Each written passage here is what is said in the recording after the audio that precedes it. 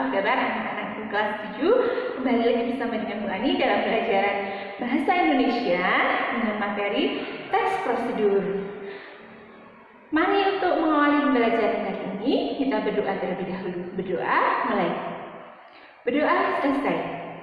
Baik anak-anak, jangan lupa untuk mengisi presensi yang sudah Ibu bagikan melalui WA Group.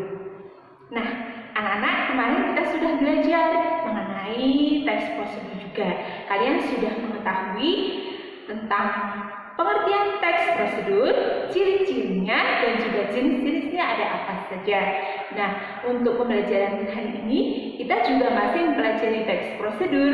Akan tetapi, tujuan pembelajaran kita hari ini, kita mulai belajar KD 3.6, yaitu menelaah struktur dan kaidah kebahasaan teks prosedur. Adapun tujuan pembelajaran kita hari ini adalah yang pertama, memerinci struktur teks prosedur, dan yang kedua adalah menganalisis kaidah kebahasaan teks prosedur.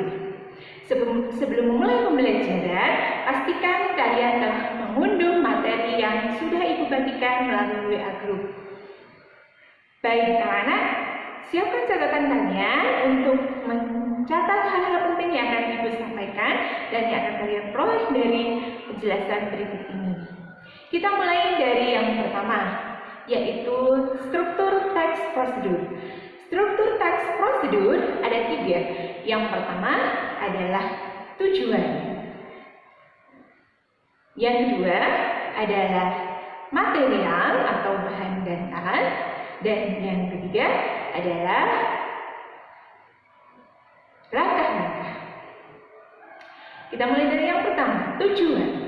Tujuan adalah bagian pertama dari prosedur yang berisi hasil yang akan diperoleh setelah kita melakukan sesuatu. Yang kedua adalah material. Material yaitu bahan dan alat. Akan tetapi tidak semua teks prosedur memiliki struktur yang kedua ini, material, karena tidak semua teks prosedur memerlukannya. Misalnya teks prosedur untuk melakukan sesuatu, misalnya menghidupkan komputer, menyalakan televisi, itu tidak memerlukan material. Dan jadi material ini biasanya digunakan untuk teks prosedur yang memerlukan, yang menjelaskan cara membuat sesuatu, misalnya resep masakan, cara membuat obat tradisional, dan sebagainya. Kemudian yang ketiga adalah langkah-langkah. Struktur teks prosedur ini adalah bersifat wajib, sangat penting, yang menguraikan cara, langkah-langkah, proses bagaimana sesuatu harus dilakukan. Nah, yang harus kita perhatikan adalah langkah-langkah dalam teks prosedur ini harus dilaksanakan secara urut, tidak boleh diacak. Baik, yang kedua materinya adalah kaidah kebahasaan teks prosedur. Kaidah kebahasaan teks prosedur juga ada 3. Yang pertama yaitu konjungsi temporal. Konjungsi temporal adalah kata sambung penanda hubungan waktu. Misalnya, kemudian, selanjutnya, setelah, lalu, dan sebagainya. Yang kedua adalah kata kerja imperatif. Kata kerja imperatif terdapat di dalam kalimat imperatif. Apa itu kalimat imperatif? Kalimat imperatif adalah kalimat perintah atau kalimat larangan. Nah, sebagai cirinya kata kerja imperatif ini diberikan imbuhan atau partikel lah dan kan. Contohnya, potonglah, masukkan. Nah, itu adalah contoh dari kata kerja imperatif. Kaidah kebahasaan yang ketiga adalah verba, material atau tingkah laku, yaitu kata kerja yang menunjukkan perbuatan.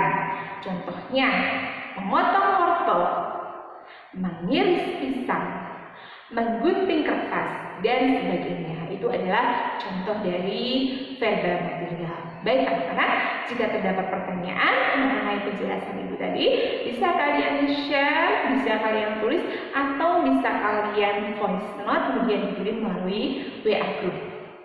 Mari kita lanjutkan kegiatan berikutnya, yaitu kalian akan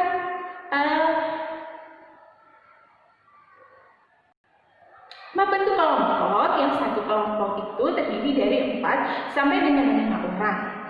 Masing-masing kelompok silahkan membuat WA group sendiri, kemudian kalian pastikan masing-masing kelompok mengunduh materi atau teks prosedur yang sudah Ibu bagikan melalui WA group berjudul Cara Membuat Telur Mata Sapi. Baik anak-anak, silakan kita lanjutkan. Berikutnya, setelah kalian mengunduh materi dari WA group, silakan didiskusikan bersama dengan kelompoknya. Kalian akan berdiskusi mengenai merinci struktur dari teks prosedur yang berjudul Cara Membuat Telur Mata Sapi. Kemudian yang kedua, menganalisis kaidah kebahasaannya.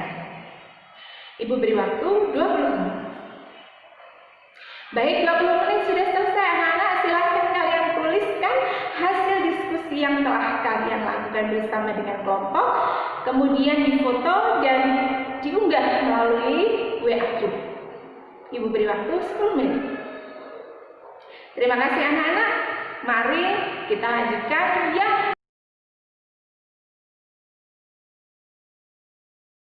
setelah mengunggah hasil diskusi kalian ke WA group, silahkan sekarang saling mengomentari dengan kelompok lain, bisa ditulis, bisa juga melalui voice note. Ibu beri waktu 10 menit. Bagus sekali anak-anak, semuanya sudah aktif, bisa saling mengomentari. Semuanya bagus, sudah bisa merinci struktur dan juga menganalisis kaidah kebahasaan dari teks prosedur.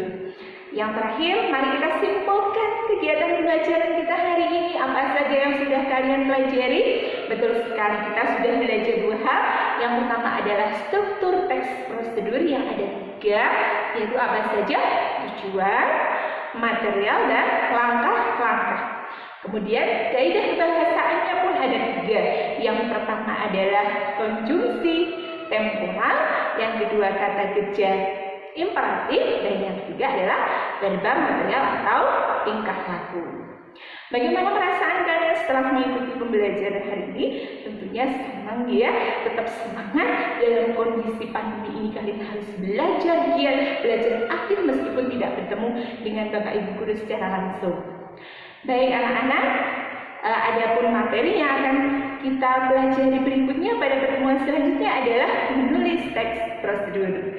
Dari Ibu, banyak kurangan mohon maaf. Mari kita akhiri dengan membaca hamdalah bersama-sama. Alhamdulillahirabbil alamin. Wassalamualaikum warahmatullahi wabarakatuh.